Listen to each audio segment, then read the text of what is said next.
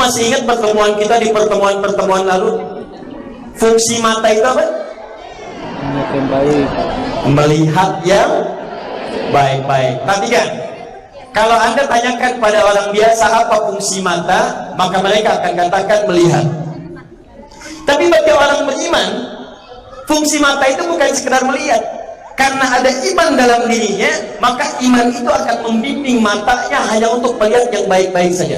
Saleh, perhatikan kalimatnya. Karena itu semua ayat tentang iman itu, tentang perbuatan baik, itu rata-rata dibuka dengan kalimat iman. Ya ayyuhalladzina amanu, hai orang-orang yang beriman, baik laki-laki atau perempuan, la yaskhar qaumin qaum, jangan saling mencela. Jadi kalau ada orang yang beriman, akhwat beriman, ikhwan beriman, itu otomatis imannya akan membimbing lisannya berkata yang baik-baik. Saya mau tanya, ada di antara kita yang kalau bicara suka kasar, bicaranya kotor, saling mencela? Ada yang mulutnya tidak bicara tapi statusnya begitu kasar? Si Ece tidak seperti yang aku kira. Lisannya memang nggak bicara, tapi tulisannya itu begitu tajam. Dan itu kalau pemilik iman, itu imannya tuh langsung membimbing tangannya, ini nggak benar. Ini bukan kebiasaan muslimah yang beriman. Ini kata-kata yang tidak baik, jangan katakan. Buka Quran surah ke-24 ayat 31. Wa qul lil mu'minina wa qul lil mu'minati, saya khususkan perempuan dulu. Wa qul lil mu'minati, katakan pada perempuan-perempuan pemilik iman, jadi yang punya iman saja. Kalau perempuan itu tak punya iman, silakan, gak apa-apa. Tidak usah ingat dengan ayat ini, gak apa-apa. Tidak mau mengamalkan ayat ini, bebas. Tapi bagi perempuan yang punya iman, wa qul lil mu'minati yaghuddna min absarihinna, katakan pada perempuan-perempuan yang masih ada iman dalam dirinya, maka imannya akan membimbing pandangannya untuk melihat yang baik-baik saja. Begitu yang terlihat tidak baik, dia akan palingkan pandangannya. Silakan cek. Saya mau tanya pada ibu ya, ibu kalau di TV suka ada acara gosip? Banyak. Baik tidak? Tidak. Ditonton tidak? Ayo. Kadang-kadang baik. Nah sekarang berapa lagi kaidah yang tadi? Kata Quran, kalau imannya masih ada dalam jiwanya, itu matanya itu akan dibimbing. Ini nggak bagus, gosip nggak bagus. Tidak, maka tolak, pindahkan. Bukan dia nikmati. Tidak, apa isinya ya? Oh ternyata nikahnya di Cami. Dibahas. Ya. Nah ini maaf ya, kelihatannya sederhana tapi ini koreksi gitu. Di pemilik iman tuh imannya otomatis bimbing. Ini yang nggak bagus, palingkan. Yang baik ini tata. Sama bicara juga begitu. Coba ibu lihat ya, Quran surah ke-49. Ambil ayat 11 dulu. Quran surah 49 ayat 11. Saya mau katakan, apa fungsi lisan? Bicara. Fungsi lisan itu bertutur, bicara. Tapi fungsi lisan yang beriman, imannya akan membimbing lisannya untuk bicara yang baik-baik. Teman-teman pernah dengar Al-Hasan cucunya Nabi? Al-Hasan itu cucu Nabi yang wajahnya paling mirip dengan Nabi. Penampilannya mirip sekali dengan kakeknya. Punya anak, anaknya diberi nama dengan nama kakeknya Muhammad. Itu Al-Hasan terkenal orang yang paling penyabar, orang tawadhu, yang membiasakan kebiasaan kakeknya saat dulu merawat cucunya ini. Ya, dengan Al-Husain adiknya. Itu kalau tiap sore Nabi suka bawa-bawa ke arah Awali untuk belanja beli susu. Satu kali sepeninggal Nabi, juga sepeninggal ayahandanya Ali bin Abi Thalib radhiyallahu taala anhu, itu diajak jalan anaknya Muhammad di tengah jalan saat suasana fitnah kubra, itu dicaci maki habis. Kalau perlu bukan 1-2 paragraf, 1 buku dihabisin. Kamu begini. Anda tahu apa yang terjadi? Al-Hasan hanya diam saja, tidak mengeluarkan satu huruf pun, tidak sepatah kalimat, tidak satu huruf. Begitu orang itu pergi, fantalaqa faqalat lahu, maka anaknya berkata kepada ayahnya Muhammad tadi, ya abati lima lam tari. Pak, kenapa bapak nggak balas? Maksudnya bukan dibalas mencela, kenapa bapak nggak terangkan, saya tidak seperti yang anda duga. Apa kata Al-Hasan? Saya mau tunjukkan begitu tingginya imannya, yang keluar di lisannya itu luar biasa. Kata Al-Hasan, ana la adri kaifa amid. Nah, bapak itu nggak tahu bagaimana cara balasnya. Jadi untuk berkata saya pun tidak seperti yang anda bayangkan, itu kosakatanya nggak ketemu. Jadi begitu mau mengungkapkan kalimat, imannya mengatakan bukan begitu. Imannya mencegah, anda bayangkan, dalam suasana dicela, itu sampai mencari kosakata itu nggak bisa balas. Ini yang paling menarik, nggak dicela pun balas. Orang menyela 1 huruf, dia balas 1 buku, ya? Itu yang repot. Nah, ini poinnya. Jadi yang pertama, kaidah mengatakan semua pemilik iman itu, maka imannya akan membimbing dia untuk beramal soleh. Jelas seperti ini?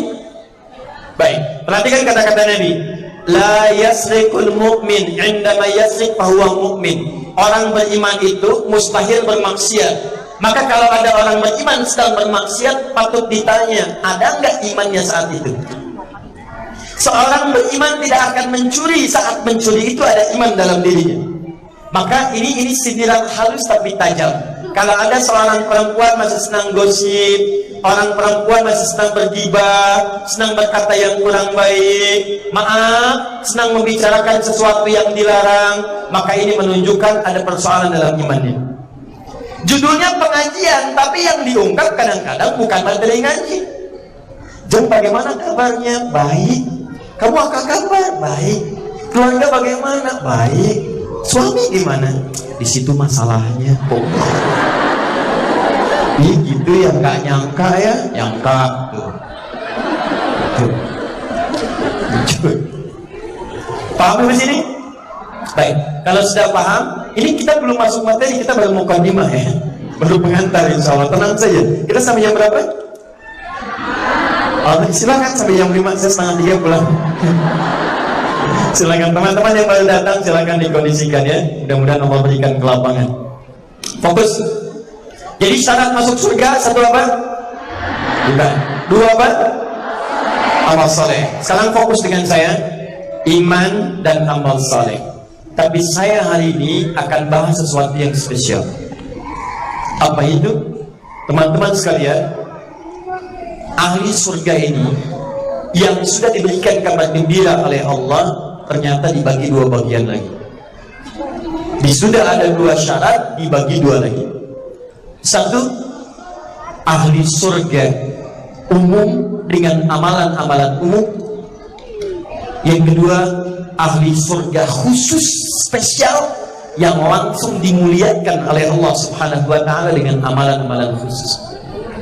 Jadi kalau saya tanya, ada berapa syarat masuk surga? 2. Dari 2 ini dibagi berapa lagi? Dibagi 2 bagian lagi. 1 amalan yang umum, kedua amalan yang khusus. Jadi kalau amalan umum ini semua orang bisa kerjakan dan mereka masuk surga. Contoh, kita ambil bagian pertama. Bismillah. Yuk kita masuk ke intinya.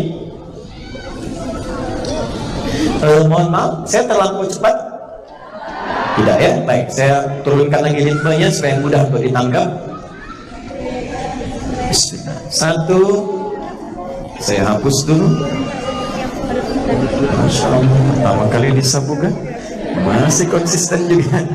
Sab muslimah luar biasa. Datang sendiri, anda sendiri, tulis sendiri, hapus sendiri. Luar biasa. Tinggal lihat, dilihat, masuk surga enak banget. Oke, bismillah ya. Gak apa-apa. 1, amalan umum. Jadi saya tuliskan dulu syarat pertama iman, kedua plus amal saleh Iya, di syarat masuk surga. Oke, ini kita turunkan lagi. Amal saleh itu ada yang sifatnya umum, ada yang sifatnya khusus. Perhatikan baik-baik.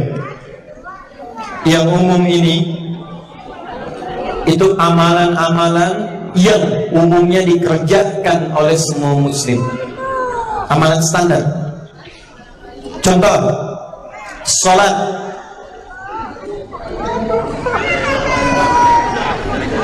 Apakah setiap muslim yang balik harus sholat? Laki-laki sholat ya? Perempuan sholat ya? Sholat. Berarti umum kan? Berapa rakaat? 17 rakaat. Berapa waktu? 5 waktu. Jadi kalau orang konsisten sholat, dia berpeluang masuk surga sepanjang tidak bermaksiat. Contoh, hadis Muslim nomor hadis ke-14, posisi paling kiri di pertengahan. Ja'a A'rabiyyun ila Nabi sallallahu alaihi wasallam. Datang seorang Arab Badui kepada Nabi sallallahu alaihi wasallam. Faqala, maka dia berkata kepada Nabi bima makna, ya Rasulullah, dullani ala amalin basitin yudkhilunil jannah. Ya Rasulullah, tolong ajarkan padaku amalan yang ringan-ringan aja, yang umum-umum, yang penting saya masuk surga. Hebat tuh, modal dikit keuntungan banyak. Jangan susah-susah, jangan berat-berat, yang penting itu saya kerjakan, saya bisa ke surga. Maka kata Nabi, perhatikan kalimatnya, kata Nabi, innallaha aujaba lakumul faraid, sungguh Allah subhanahu wa ta'ala bima makna mewajibkan kepada kamu yang fardu saja. Disebutkan oleh Nabi salat yang fardu, kerjakan aja, kerjakan 17 rakaat. Rumusnya, awas nomornya 2 4 4 3 4, 2 subuh, 4 zuhur, 4 asar, maghrib 3, isya 4. Kerjakan aja ini, nggak perlu salat sunnah, nggak perlu lagi tambahan yang lain, salat yang wajib aja. Kalau kamu sudah selesai, innallaha farada 'alaikumus syiyam, kamu kerjakan Ramadan kalau tiba puasa Ramadan. Nggak usah puasa Senin Kamis, Ayyamul Bir, puasa Daud, puasa Asyura, simpan aja, kerjakan Ramadan aja. Dan jangan maksiat, tahan dari maksiat. Kalau kamu bisa kerjakan itu, kamu bisa masuk surga. Apa kata orang ini? Kata orang ini, ya Rasulullah, saya akan berusaha selama hidup, saya kerjakan amalan umum ini, saya nggak akan kerjakan yang sunnah, saya kerjakan yang umum saja, dan saya akan menjaga diri untuk tidak berbuat maksiat. Fantalaqa, orang ini pergi meninggalkan Nabi. Maka apa kata Nabi? Dakhalal jannata in sadaqa, atau aflaha in sadaqa. Kalau dia benar dengan komitmennya, dia bisa masuk surga. Anda bayangkan, salatnya fardu saja, puasanya Ramadan saja, hartanya zakat saja yang wajib. Cuman syaratnya jaga diri dari perbuatan maksiat. Awas, hati-hati.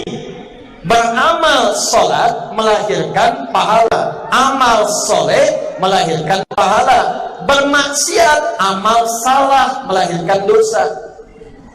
Rumus akhiratnya, kalau ada yang berbuat soleh dapat pahala, tapi berbuat salah mendapatkan dosa, maka pahala ini akan menutupi dosanya. Soleh akan menutupi salahnya. Bisa ada orang sholat, saat bersamaan, maaf, setelah selesai sholat mencela orang, maka sholatnya ini pahalanya akan diberikan kepada yang dicela tadi, dipindahkan. Itu rumusnya di hadis Muslim nomor hadis 5611 dari sahabat Abu Hurairah radhiyallahu ta'ala anhu. Diambil pahala sholatnya, diberikan kepada orang yang dicela tadi. Jelas di sini. Makanya kalau ibu misalnya punya prinsip, nggak apa-apa ya Ustaz, yang penting saya ke surga, nggak usah susah-susah. Nah, kalau Anda ingin ambil